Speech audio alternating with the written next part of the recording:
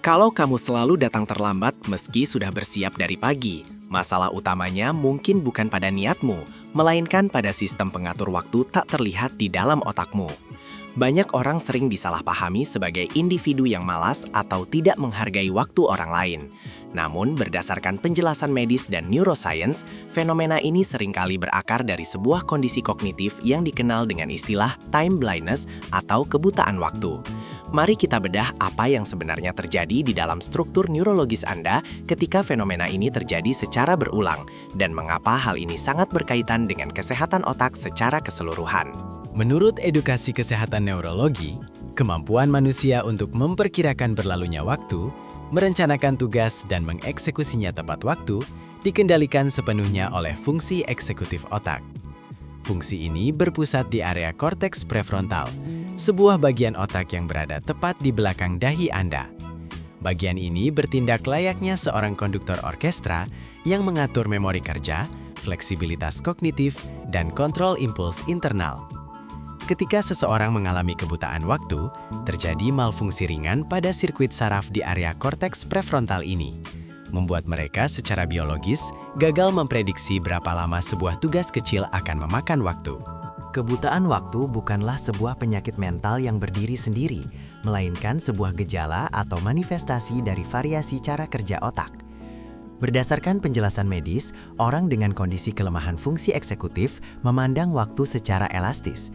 5 menit bisa terasa seperti 1 jam, atau sebaliknya, 1 jam penuh bisa berlalu tanpa disadari sama sekali seperti hitungan detik. Kegagalan fungsi eksekutif dalam menciptakan garis waktu internal yang stabil inilah yang menyebabkan seseorang selalu kehabisan waktu di pagi hari, meskipun mereka secara sadar sudah memulai persiapan jauh lebih awal dibandingkan dengan orang lain di sekitarnya. Lebih jauh lagi, literatur neuroscience modern menunjukkan adanya hubungan kausal yang sangat erat antara persepsi waktu dan kadar neurotransmitter dopamin di dalam sistem syaraf.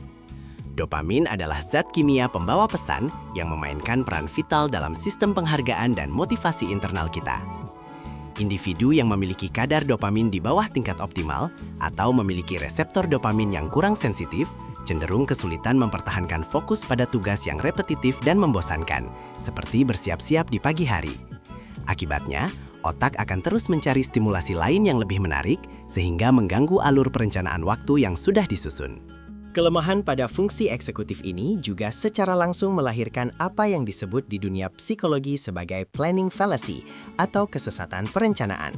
Secara klinis, fenomena ini adalah ketidakmampuan otak untuk secara akurat mengingat durasi historis dari sebuah kegiatan. Sebagai contoh, Anda secara naif mengira bahwa mandi dan berpakaian hanya membutuhkan waktu 15 menit karena otak Anda hanya merekam skenario terbaik di masa lalu.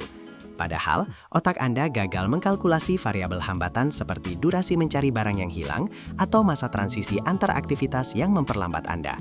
Kebiasaan terlambat yang terjadi secara terus-menerus ini tidak hanya berdampak negatif pada kehidupan sosial Anda, tetapi juga memicu konsekuensi fisiologis yang sangat nyata pada organ tubuh Anda. Berdasarkan penjelasan medis, kepanikan mendadak karena menyadari Anda akan terlambat akan memicu respons lawan atau lari yang sangat membebani jantung. Kelenjar adrenal Anda akan dipaksa memompa hormon stres berupa kortisol dan adrenalin ke dalam aliran darah dalam jumlah masif. Jika siklus stres akut ini terus diulang setiap hari, tubuh Anda akan mengalami kelelahan kronis dan penurunan fungsi sistem kekebalan tubuh. Namun, edukasi kesehatan selalu membawa kabar baik berupa solusi yang teruji secara sains. Anatomi otak manusia memiliki kemampuan beradaptasi yang luar biasa, yang disebut sebagai neuroplastisitas. Ini adalah kemampuan sistem saraf untuk mengubah strukturnya, membentuk koneksi sinaptik baru yang lebih sehat, dan memperbaiki fungsi eksekutif sepanjang rentang kehidupan kita, bahkan hingga di usia dewasa. Dengan pemahaman medis ini, kita dapat mulai melatih kembali area korteks prefrontal untuk membangun kesadaran waktu yang lebih tajam. Mengubah anatomi kebiasaan otak bukanlah hal yang mustahil, asalkan dilakukan dengan intervensi dan stimulasi yang tepat. Intervensi pertama yang direkomendasikan secara medis untuk mengobati malfungsi ini adalah proses adaptasi yang disebut eksternalisasi waktu. Karena jam internal di dalam otak Anda sedang mengalami gangguan akurasi, Anda harus memindahkan beban kognitif tersebut ke lingkungan fisik di luar tubuh Anda. Gunakan jam analog besar yang diletakkan di berbagai titik strategis yang mudah terlihat.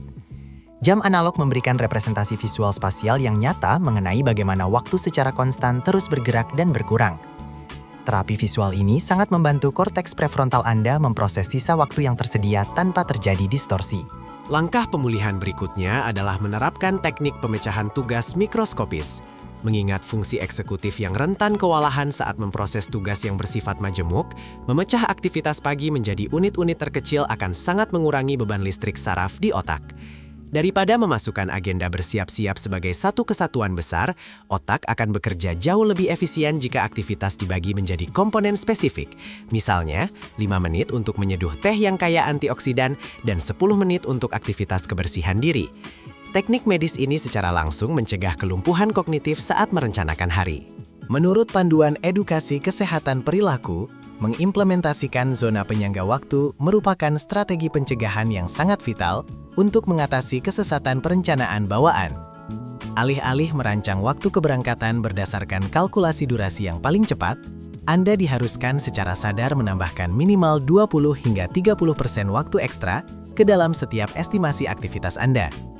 Penyangga durasi ini bertindak layaknya asuransi biologis untuk saraf Anda, memberikan ruang bernafas bagi otak agar tidak langsung memicu respon stres mematikan ketika terjadi interupsi kecil yang tidak terduga di pagi hari. Selain perubahan strategi struktural, menjaga kebugaran fisik adalah pilar krusial dalam memperbaiki fungsi eksekutif otak. Berdasarkan penjelasan medis, olahraga kardiovaskular ringan yang dilakukan secara rutin terbukti secara klinis mampu meningkatkan volume aliran darah segar dan oksigen murni ke otak, khususnya pada bagian korteks prefrontal. Latihan fisik harian juga memicu kelenjar di otak untuk melepaskan protein perangsang pertumbuhan sel saraf. Proses biologis ini mendorong pembentukan neuron baru dan secara efektif memperbaiki defisit pelepasan dopamin yang menjadi salah satu akar patologis dari kebutaan waktu. Fakta medis juga menegaskan bahwa asupan nutrisi memegang kendali sentral dalam menjaga stabilitas kognitif. Otak manusia sangat membutuhkan bahan bakar spesifik untuk mempertahankan fokus dan kemampuan sinkronisasi waktu yang presisi. Asupan makanan yang kaya akan asam lemak esensial omega-3 terbukti secara empiris dapat memelihara integritas pelimbung membran sel saraf dan mempercepat komunikasi sinyal antar neuron. Ditambah dengan hidrasi tubuh yang optimal melalui air mineral, Anda dapat secara drastis mengurangi fenomena kambuh otot yang seringkali memperburuk gejala malfungsi persepsi waktu Anda. Satu hal yang tidak boleh dikompromikan sama sekali adalah menjaga arsitektur tidur sirkadian Anda. Proses pembersihan sistem saraf pusat dari racun metabolik sisa aktivitas harian beroperasi pada kapasitas puncaknya secara biologis hanya selama fase tidur dalam. Kekurangan durasi tidur secara langsung melumpuhkan kemampuan korteks prefrontal keesokan harinya, membuat penilaian terhadap waktu menjadi sangat tumpul dan lambat.